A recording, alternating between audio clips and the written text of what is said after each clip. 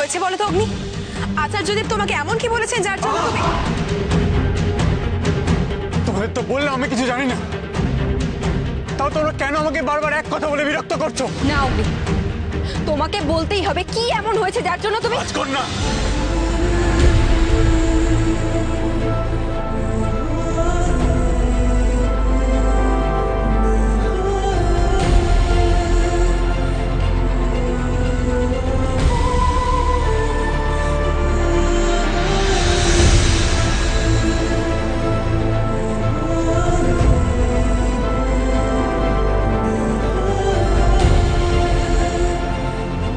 আচার্যদেব অগ্নিকে এমন কি বলেছেন যার জন্য অগ্নি? তবু ভূমি, আচার্যদেব অগ্নিকে যাই বলে থাকুক না কেন, ও তোর সাথে এভাবে ব্যবহার করতে পারে না।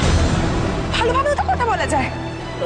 হ্যাঁ, না এমনিতে সেনাপতি পুত্র মাথা গরম করেন না, একেবারে তা না, কিন্তু এমন ব্যবহার আমি কখনো এর আগে। দিব্যাচার্য যদি সেনাপতি পুত্রকে কোনো কথা বলেই থাকেন, উনি আমাদের না বলতে পারেন, কিন্তু রাজকন্যা আপনাকে তো বলতেই পারেন।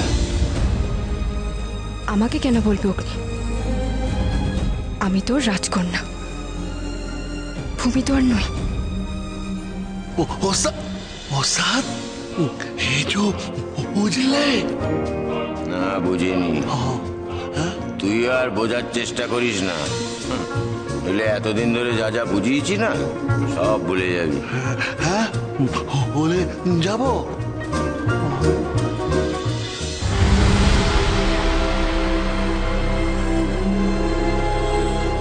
রাজকন্যা, রাজ দায়িত্বের কারণে আমি সব কথা আপনার সামনে হয়তো বলে উঠতে পারি।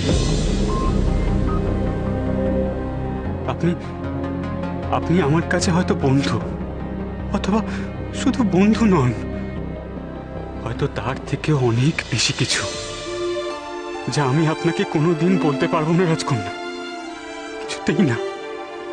কিছুতেই বলতে পারবো না আপনাকে। আমার জন্য আপনার কোনো বিপদ হবে না রাজকন্যা। আপনার বিপদ হলে যে আমি সইতে পারবো না। আমি চলে যাব, আপনাকে ছেড়ে আমি অনেক দূরে চলে যাব রাজকন্যা। আমি চলে যাব রাজকন্যা।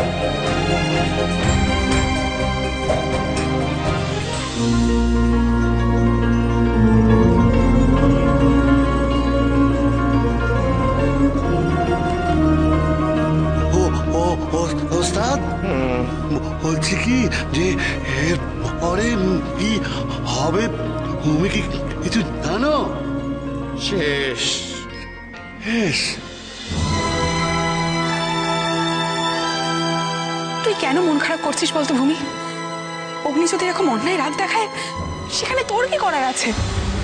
ঠিকই কিছুই নয়। আচার্যদেব সেনাপতি পুত্রকে ঠিক কি বললেন সেটা যদি আমরা জানতে পারতাম, তাহলে হয়তো খানিকটা সুবিধা হতো। আচ্ছা তোমরা কি বলো তো, অগ্নি তোমাদের কিছু বলতে চাইছে না, তাতে কি হয়েছে? কেন, কি হয়েছে? তোমরা আচার্য দেবকে গিয়ে জিজ্ঞাসা করছো না কেন? তাহলে তো সব মিটে যায়, বুঝেছো তোমরা? ঠিকই তো, আমরা তো আচার্যদেবকে জিজ্ঞাসা করতে পারি। চলো তাহলে আমরা আচার্যদেবকে গিয়ে জিজ্ঞাসা করি।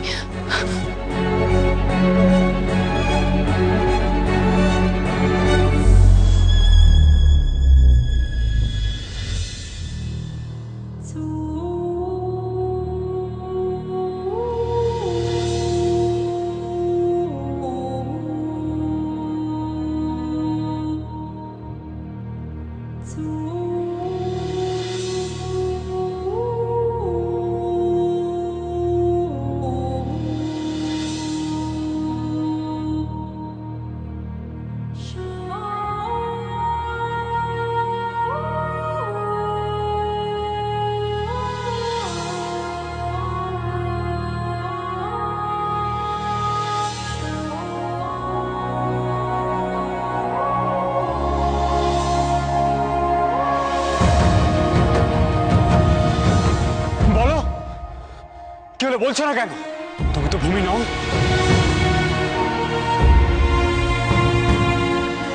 এবার তীরটাকে ধরো, তীরটাকে তাক করো।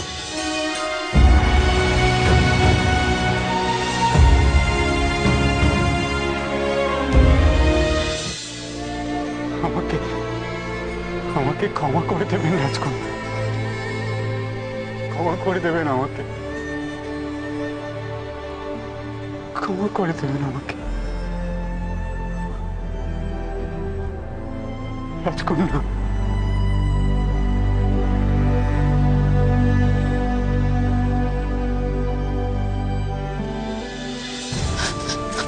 আচার্য,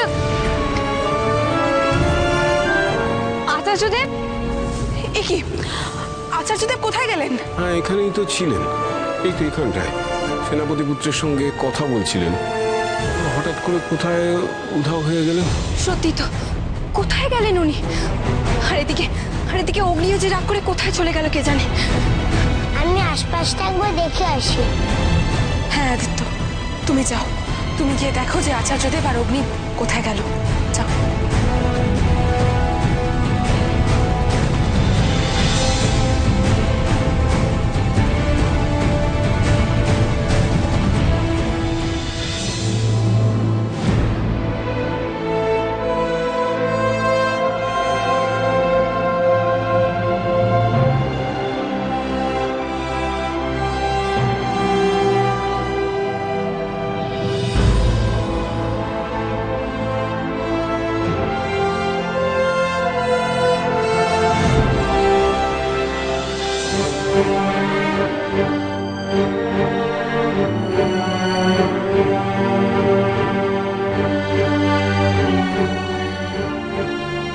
আচার্যদেব যখন আমাকে বলেছেন তখন তখন তোমাকে পালন করতেই হবে, যেভাবেই হোক না কেন। আমি আমি রাজকন্যার পথ থেকে সরে যাবই। না না, না না, দুর্বল হলে চলবে না, কিছুতেই না। রাজকন্যা কোনোদিন যেন জানতে না পারেন আমি কেন ওনাকে মাঝপথে ফেলে রেখে সরে গেলাম। তার জন্য যদি আমাকে ওনার নজরে ছোট হয়ে যেতে হয় আমি তাই করব, যাতে উনি আমাকে ভুলে যান, আমার অভাব কোনোদিনও না অনুভব করেন। আমি দূরে সরে যাব, আমি দূরে সরে যাবই, যেভাবেই হোক দূরে সরে যাব।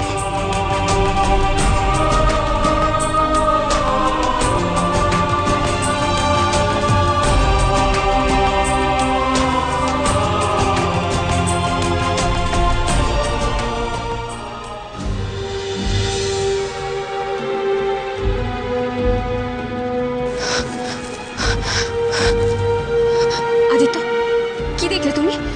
আচার্যদেব বা অগ্নি কাউকে দেখতে পেয়েছো? আচার্যদেবকে তো দেখতে পেলাম না, কিন্তু অগ্নি কোথাও যায়নি। ওই তো জাহাজের পাশে বালুর চড়ে বসে আছে আর মনে। ভূমি, কোথায় যাচ্ছিস তুই? অগ্নির কাছে। ওকে বলতেই হবে কি এমন হয়েছে যার জন্য ও সবার সাথে এমন ব্যবহার করছে। তুই কেন অগ্নির কাছে যাবি? তুই কি ওর সঙ্গে খারাপ ব্যবহার করেছিস? না, ও তোর সঙ্গে খারাপ ব্যবহার করেছে, তাই ওর উচিত আগে তোর সঙ্গে এসে কথা বলার। না হয়নি, আমাকে সবটা জানতেই হবে। আর আচার্য দেবী হঠাৎ এভাবে কেন চলে গেলেন?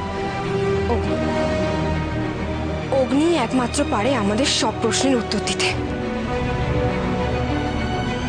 রাজকন্যা, আমার মনে হয় সেনাপতি পুত্র বোধহয় কোথাও একটা কষ্ট পেয়েছেন। হ্যাঁ, ঠিক হয়ে যাবে, ওনাকে একটু সময় দিন, আপনি মাথা গরম করবেন না। আমার বিশ্বাস সেনাপতি পুত্র নিজের থেকেই এসে সমস্ত কথা আপনাকে খুলে বলবেন। ততক্ষণ না আপনি বরং একটু যদি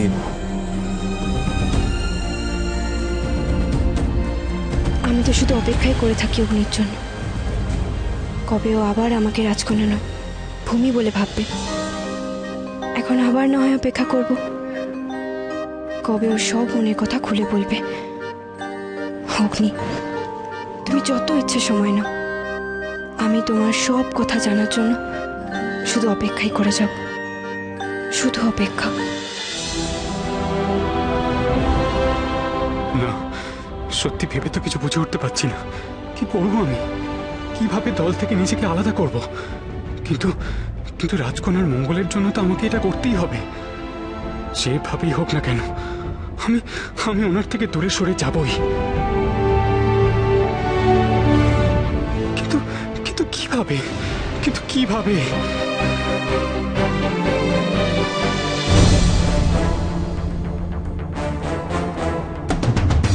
রানীমা, রানীমা ওই দেখুন। আরে ওই তো অগ্নি ওখানে।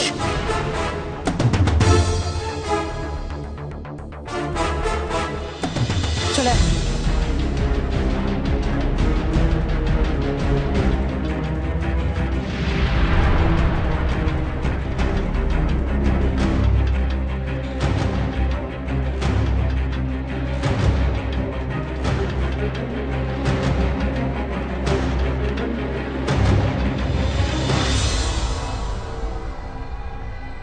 অগ্নি একা? ভূমি কোথায়?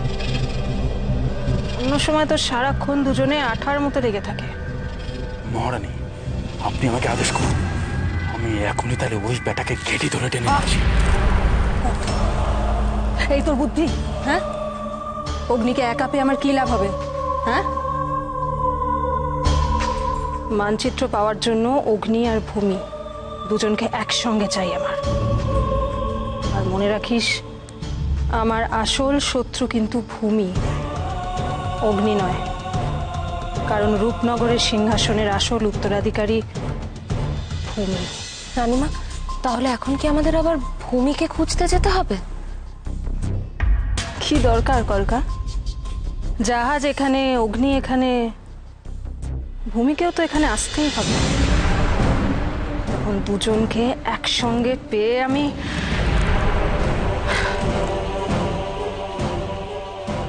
আয় আমার সঙ্গে।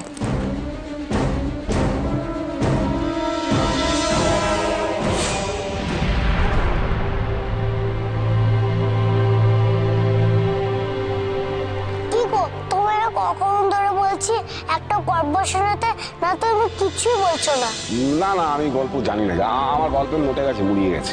না না, তা বললে হবে না, আমি গল্প শোনাতেই হবে। তোমার না কত বুদ্ধি। এই তো মহা মুশকিলে বললাম গল্প। তুমি এর একটা উপায় বলো। আমি কি অত শত জানি নাকি, বলো তো? বুদ্ধিরাম, তুমি তো জানো আমি গল্প বলতে পারি না, তাহলে কেন বলছো? তুমিই বলো। মহা মুশকিলে পড়ে গেলাম। আচ্ছা ঠিক আছে, আমি বলছি, একটু ধৈর্য ধরে বসো, আমি বলছি। আচার্যদেব নিশ্চিন্তিপুরের কথা বললেন, তারপরে অগ্নিকে কিছু একটা বললেন যাতে যাতে অগ্নি আমাদের সাথে অমন ব্যবহার শুরু করলো। তারপর আচার্যদেবকে আর কোথাও আমরা খুঁজেও পেলাম না। কি আশ্চর্য! আচার্যদেব যে কেন ওখানে আমাদের যেতে বললেন সেটাও তো জানি না। না না না, আর নয়, রাত অনেক বাড়ছে। অগ্নির সাথে খোলাখুলি একবার কথা বলতেই হবে এই নিয়ে।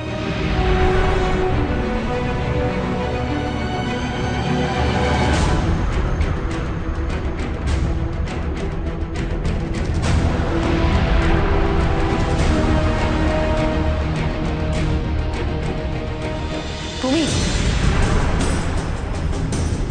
আবার কোথায় যাচ্ছিস? না রে হৈমি, রাত অনেক হয়েছে। অগ্নির সাথে একবার কথা বলা খুব দরকার আমার। আমাদের আবার নিশ্চিন্তেপুরে যেতে হবে। বল, অগ্নির সাথে যদি একবার পরামর্শ। আদিত্য তো বললো অগ্নি কাছাকাছিই আছে। হ্যাঁ রাজকন্যা, আজকের রাতটা সেনাপতি পুত্রকে একাই থাকতে দিন। কেন বলছি, তার কারণ একা থাকলে অনেক সময় নিজের মুখোমুখি হওয়া যায়, অনেক জটিলতা পরিষ্কার হয়ে যায় নিজের কাছে। বরং কালকে সকালে না হয় আমরা তার সঙ্গে দেখা করে কথা বলবো। হ্যাঁ বুদ্ধিরাম, তুমি একদম ঠিক বলেছ। তুই চল তো, ওখানে গিয়ে একটু বসবি আমাদের সঙ্গে, আর একটু বিশ্রামও করে নেবো আমরা। হৈমি, আমি বলছি তো, আমার কথাটা একটু শোন। আয়। না, রাজকন্যাকে এমন কিছু বলতে হবে যাতে রাজকন্যা আমার উপর রাগ করেন, আমার উপর ঘেন্না জন্মায়। তাহলে আর রাজকন্যা আমাকে খুঁজতে আসবেন না।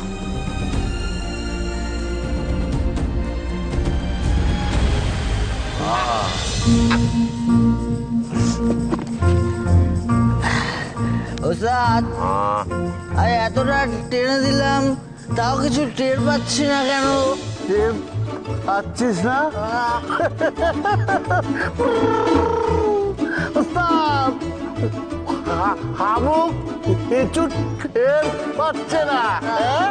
এই তুই ওই আকাশের দিকে তাকিয়ে দেখে বল তো, হঠাৎ চাঁদ ফুটেছে কেন? তিনটে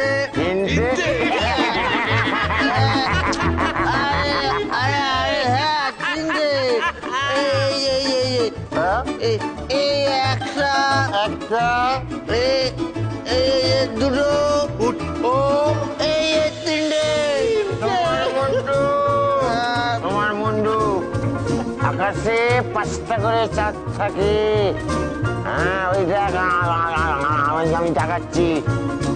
1, 2, 3, 4। আরে এই তো ভাই এসে গেছে, ওকে জিজ্ঞেস কথাটা ভাই, আকাশে হঠাৎ চাঁদ ফুটেছে। কটা ফুটেছে? বলো তো। শোনো, তোমাদের আমি একটা কথা বলতে এসেছি। আমি যা বলবো সেটা তোমাদের রাজকন্যাকে বলে দিতে হবে। আজ কন্যা? ওস্তাদ, আজ কন্যাটা আবার কে? ভূমি, ভূমি? ভূমির কথা বলছি। ভূমির কথা? বলো, কি বলতে হবে বলো, আমরা সব গুছিয়ে বলবো। বল। রাজকন্যাকে বলতে হবে যে আমার কথা জানতে চাইলে বলে দিও।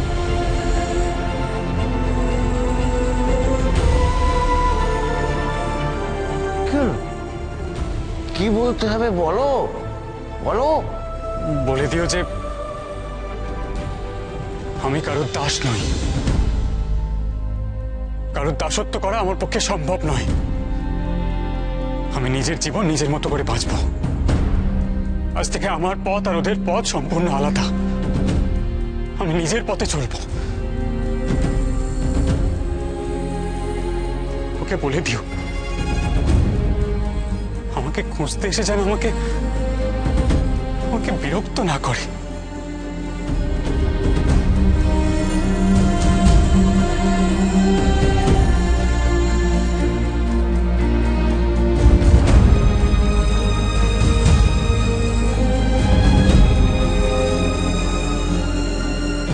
ওস্তাদ, বলছি কি হয়েছে কিছু বুঝলাম না তো। হ্যাঁ ওস্তাদ, আমি তো কিছুই বুঝতে পারলাম না। বুঝতে পারলি না?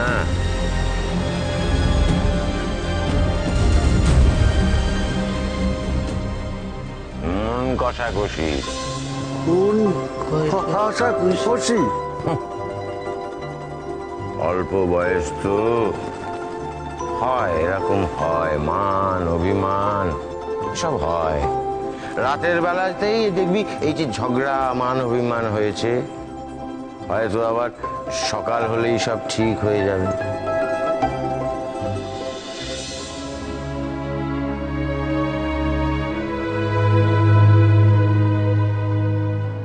কাল সকাল হলেই অগ্নি রাগ ছেড়ে ফেলে আমার কাছে ফিরে আসবে তো? আমার সাথে আবার কথা বলবে তো? অগ্নিকে ছাড়া যে আমি এক পা এগোনোর কথা ভাবতেই পারি না। অথচ অগ্নি সেটা কেন যে বুঝতে চায় না।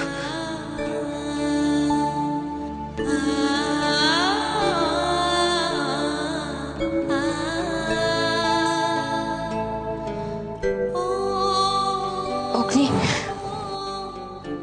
তুমি আবার আমার কাছে ফিরে এসো। তোমার রাজকন্যা নয়, তোমার ভূমির কাছে তুমি ফিরে এসো। দেখবে